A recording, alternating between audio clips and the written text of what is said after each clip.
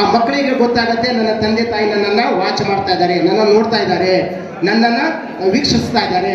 ಆತ ಯಾವುದೇ ಒಂದು ಕೆಟ್ಟ ಒಂದು ವಿಡಿಯೋಸ್ಗಳನ್ನ ನೋಡುವುದನ್ನ ಅಲ್ಲಗಳೆದು ಒಳ್ಳೆಯ ವಿಚಾರಗಳನ್ನ ನೋಡ್ಲಿಕ್ಕೆ ಆತ ಪ್ರಯತ್ನ ಪಡ್ತಾನೆ. ಯಾವಾಗ ನಮ್ಮ ಕೊರೋನಾ ಬಂತಲ್ಲ 2019ರಲ್ಲಿ, ಆ ದಿನಮಾನಗಳಲ್ಲಿ ಎಲ್ಲ ಆನ್ಲೈನ್ ಟೀಚಿಂಗ್ ಆಗಿ ಎಲ್ಲ ಮಕ್ಕಳಲ್ಲಿ ಮೊಬೈಲ್ ಕೊಟ್ಟು ಮಕ್ಕಳ ಶಿಕ್ಷಣ ಕೂಡ ಭಾಳ ಕುಂಠಿತ ಆಗಿಬಿಡ್ತು.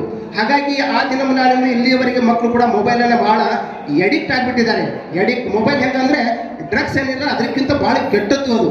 ಹಾಗಾಗಿ ಮೊಬೈಲನ್ನು ದಯವಿಟ್ಟು ದೂರ ಮಾಡಿ ಮಕ್ಕಳಿಗೆ ಪುಸ್ತಕ ಕೊಡುವಂತಹ, ಪುಸ್ತಕವನ್ನು ಪ್ರೀತಿಸುವಂತಹ ಕೆಲಸವನ್ನು ನಾವೆಲ್ಲರೂ ಮಾಡಿದಾಗ ಮಕ್ಕಳು ಕೂಡ ಅದೇ ರೀತಿಯಾಗಿ ಬೆಳ್ತಾರೆ. ತಂದೆ ತಾಯಿಗಳು ಯಾವ ರೀತಿಯಾದಂತಹ ಸಂಸ್ಕಾರವನ್ನು ಕೊಡ್ತೀವಿ, ಅವ್ರ ರೀತಿ ಯಾವ ರೀತಿಯಾಗಿ ನಾವು ಬೆರಿತೀವಿ, ಅವರ ಯಾವ ರೀತಿಯಾಗಿ ನಾವು ಪ್ರೀತಿಯನ್ನು ಕೊಡ್ತೀವಿ ಇಲ್ಲ, ಆ ರೀತಿಯಾಗಿ ಮಕ್ಕಳು ನಮ್ಮನ್ನ ಪ್ರೀತಿಸ್ತಾರೆ.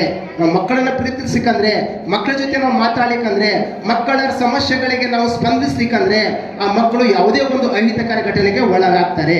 ಹಾಗಾಗಿ ನಾವೆಲ್ಲ ತಂದೆ ತಾಯಿಗಳು ಮಕ್ಕಳು, ನಮ್ಮ ನಿಮ್ಮೆಲ್ಲರ ಆಸ್ತಿ ಏನಪ್ಪಾ ಅಂದ್ರೆ ಮಕ್ಕಳು. ನಾವು ಏನೆಲ್ಲ ಕೋಟಿಗಟ್ಟಲೆ ಮಾಡಿರ್ತೀವಿ, ಆದ್ರೆ ಆ ಕೋಟಿ ನಮ್ಮಿಂದ ಬರೋದಿಲ್ಲ, ಈ ಬಹುಮಡಿ ಕಟ್ಟಡ ನಮ್ಮಿಂದ ಬರೋದಿಲ್ಲ. ನಮ್ಮ ಮಕ್ಕಳಿಗೆ ನಾವು ಏನು ಮಾಡೀವಿ ಅಂದ್ರೆ ಉತ್ತಮ ರೀತಿಯಾದಂತಹ ಒಂದು ಉತ್ತಮ ಗುಣಮಟ್ಟದ ಶಿಕ್ಷಣವನ್ನು ಕೊಡಿಸಿ ಆ ಮಗು ಸಮಾಜದಲ್ಲಿ ಒಂದು ಸ್ಥಾನದಲ್ಲಿ ನಿಂತ್ಬಿಟ್ರೆ ಇದು ಯಾರ ಮಗ ಅಂತ ಅನ್ಬೇಕು, ಯಾರಪ್ಪ ಇವನಿಗೆ ಹಡ್ದವ ಅಂತ ಅನ್ಬಾರ್ದು, ಯಾರ ಮಗ ಅಂತ ಅನ್ಬೇಕು, ಹಂಗೆ ಬರಬೇಕು. ಯಾಕಂದ್ರೆ ಅದಕ್ಕಾಗಿ ನುಡಿದರೆ ಮುತ್ತಿನ ಹಾರದಂತಿರಬೇಕು ಅಂತ ನಮ್ಮ ಬಸವಣ್ಣವರು 12ನೇ ಶತಮಾನದಲ್ಲಿ ಹೇಳಿದ್ರು.